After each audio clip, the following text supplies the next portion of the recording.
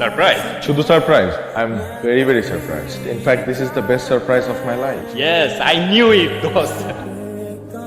তোর জন্য room ready করা আছে, দ্রুত ফ্রেশ হয়ে ইন কর। ওকে ওকে। এই যে দীপ চলে আসছে। কই তুই দোস্ত? ছবি তুলবো না সবাই?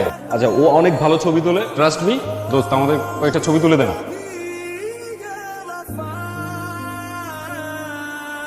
সিগারেটটা এখনো ছাড়তে পারো না, তাই না? কিন্তু আমাকে ঠিকই ছেড়ে দিতে পেরেছো। কি কথা দিয়েছিল আমাকে, মনে আছে তো? How sweet. এরকম একজন গার্লফ্রেন্ডই তো দরকার। সিগারেট জ্বালানোর জন্য লাইটার খুঁজে পাচ্ছি না, ঠিক ওই মোক্ষম মুহূর্তে সে এসে আমাকে সিগারেট ধরিয়ে দিল। খুব ভালোবাসো আমাকে না? অনেক। তাহলে এটাও জেনে রাখো, আমি আগুন জ্বালাতেও পারি, আবার আগুন নিভাতেও পারি। মানে কি? মানে এই সিগারেটটা হচ্ছে তোমার জীবনের লাস্ট সিগারেট। এরপর আর কোনোদিন তুমি সিগারেট খাবে না। তুমি আমাকে প্রমিস করো, তুমি আর কোনোদিন সিগারেট খাবে না। আরে এই প্রমিস করো, কখনো সিগারেট খাবে না, প্রমিস করো। প্রমিস, আমি আর কখনো সিগারেট খাবো না। এভাবে ভালোবাসা হারিয়ে যাওয়ার সাথে সাথে ভালোবাসার মানুষকে দেওয়া কথাগুলো হারিয়ে যায়। যখন কেউ কাউকে ভালোবাসে তখন তার সবকিছু দিয়ে ভালোবাসে, মনে হয় ওই মানুষটার জন্য সে সবকিছু করতে পারবে। আর যখন ভালোবাসা শেষ, সব শেষ। কিরে কই দে সিগারেট দে, আমার সিগারেটটা কই? কি তুই জানিস নি? তুই তো সিগারেট খাওয়া ছেড়ে দিছিস। আচ্ছা, তুই আমাকে একটা কথা বলতো, তোর কি মন খারাপ কোনো কারণে? আরে আমার মন খারাপ হবে কেন? আমার বেস্ট ফ্রেন্ডের বিয়ে। এই যে এরকম হাসি খুশি থাকবি সবসময়, ঠিক আছে? চল কফি।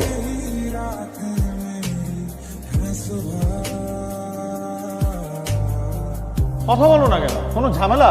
কোনো ঝামেলা হয়নি।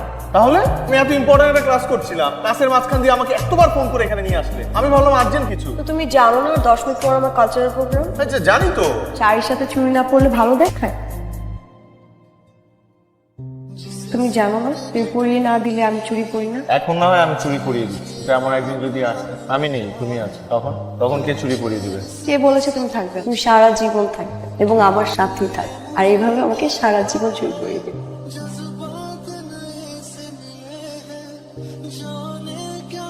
এখনো নিজে নিজে চুরি পড়া শেখনি না? এখন না হয় আমি সৌভাগ্যক্রমে অথবা দুর্ভাগ্যক্রমে এখানে আছি, তাই আগের মতো চুরি পরিয়ে দিতে পারছি। কিন্তু এরপর তোমাকে কি চুরি পরিয়ে দিবে?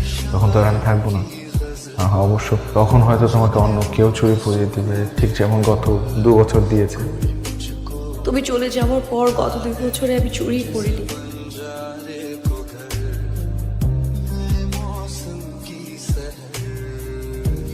যারা তোমার সাথে কিছু কথা আছে। তিনি বাসা ভর্তি মানুষ। আমার তোমাকে এই কথাগুলো এখনই বলতে হবে, আমার হাতে সময় নেই। যারা দেখো, তুমি আমার কাছে আল্লাহর ওয়াস্তে আর কোনো কিছু লুকায় না। তোমার চোখ দেখে আমি স্পষ্ট বলে দিতে পারছি যে তুমি এখনো আমাকে আগের মতোই ভালোবাসো। আমার প্রতি তোমার ফিলিংস এতটুকুও কমেনি। কেন তাহলে এই সব? কি কারণে? কথাগুলো তুমি এতদিন কেন বলোনি? কারণ আমি তোমার অপেক্ষায় ছিলাম। আমার মনে হয়েছিল তুমি যদি আমাকে সত্যি ভালোবেসে থাকো তাহলে তুমি আমার কাছে ফিরে আসবে। আমিও তাই ভেবেছি, অপেক্ষা আমিও করেছিলাম। তাহলে কেন ইচ্ছার বিরুদ্ধে বিয়ে করছো? কেন করছো এগুলো বলো না? আমরা আবার আগের মতো হতে পারি না? না গিয়ে বলে দাও না, তুমি ফয়সালকে গিয়ে বলে দাও। আমি পারবো না, হোক না এটা। দুটো ফ্যামিলি ইনভলভ, আমি এতগুলো মানুষকে কষ্ট দিতে পারবো না। যারা লিসেন টু মি, শোনো আমার কথা শোনো তুমি। যারা এই তো আসছি। ওকে, একটু দ্রুত করো প্লিজ।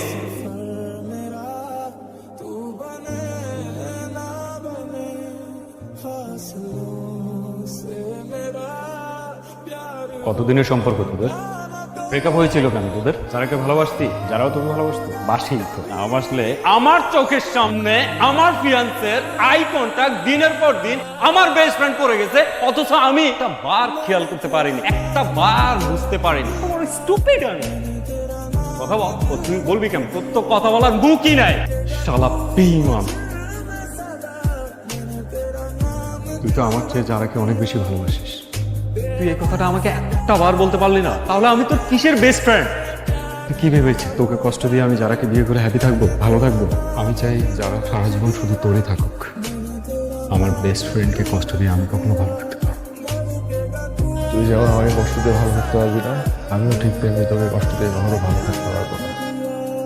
কিন্তু কাউকে না কাউকে তো কষ্ট দিতেই হবে।